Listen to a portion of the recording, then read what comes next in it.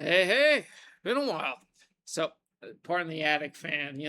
I have it on high, and it's still not making it any cooler than 80 in this house. But whatever. Uh, so some good news. I might have a job here in the next couple days. We'll see how the online fucking AI interview I shot goes. I totally botched one of the questions and then made up for it on the next one. But, it's this bullshit where no matter how good you are, either you don't have a piece of paper or they don't want to pay you the money you're worth. So it is what it is at this stage. I've been unemployed for 5 months now, not even getting unemployment. It probably should have, but fuck it. So that said, and I'm not going to talk basketball. I'm just going to leave it where it is. And I had said that this would go 6 games regardless. We'll see what happens. Uh, I'm being very cautious, so I'm not going to throw my hat into the ring and pick a team or not. You could already tell if I didn't already say who I like, but you've learned over the years, especially if you're a fan of certain teams, if you say something, your ass gonna be burned so fast. So I'm gonna let that sit, and we'll see what happens. We'll see. Uh, but for today, a couple of things. First off, I believe this is an original gatefold. Steely Dan, Can't Buy a Thrill, 1972. This is probably uh, this is probably one of the greatest debut albums of all time. David Palmer on co-lead vocals.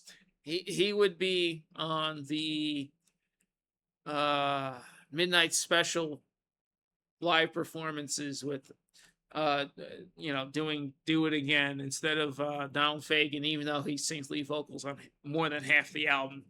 Um, Donald had uh, that issue with just being seen and being heard and performing live. Within a year, things would change, and you know he just step up and be the lead singer, and and then Steely Dan just stop touring. Period for what, 5 years? I mean, this is the start of arguably the greatest 7 album, platinum selling runs of all time. Say what you want, but you look at this, and you come out, and both sides start off with the cover of Do It Again, and then side two starts off with Reeling in the Years. Oh my goodness. And then side one, track two, Dirty Work. I put this on and I went, I only know 2 songs. No, I knew Dirty Work as soon as it hit. And I went, oh, okay. Don't want to do your dirty work no more. Oh, jeez. Midnight Cruiser, Fire in the Hole, Brooklyn, Change of the Guard. This is,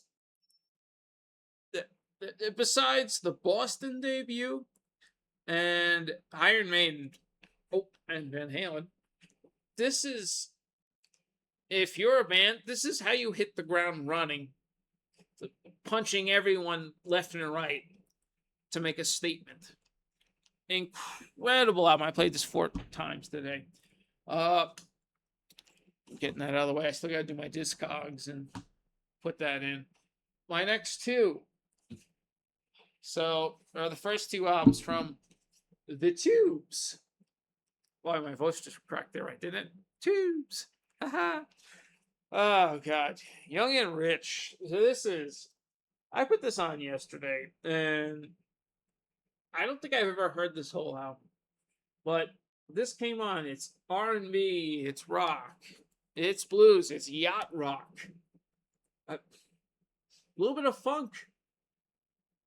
Another just out of the box debut album. Okay, maybe Tube's World Tour is kind of ridiculous started off, but it's still fun. Brighter Day, the just incredible slinking, stalking pimp. Stand Up and Shout. No, not the DL Stand Up and Shout, but whatever. You know, Don't Touch Me There. Slipped My Disco. Proud to be an American. This is. This is. I have just a heck of an opening statement. And for concise debuts, it's solid. Is it? Is it as good as the Steely Dan debut? No. No, but still extremely solid. And I think people sleep on these. And that could be said for the second album. This is actually an original promo copy. The Tubes. Now, okay. Playing this each side about 3 times last night. I can admit that the second album, it doesn't immediately hit and land its punches the way Young and Rich does. I actually prefer this. And you come out of the gate with Smoke, Strung Out on Strings, Golden Boy. My head is my only house unless it rains. Okay, yeah. Some of the song titles are ridiculous. Side 2 is just borderline progressive. They, instead of being a concise, everything is just one hit after another, solid. Side 2, they come out and they take these weird shots that just experimental. Godbird Change, Kathy's Clone. I really love Pound of Flesh. You're No Fun. The first couple Tubes albums are things that, unless you know, then you don't. This is definitely if you know type of situation.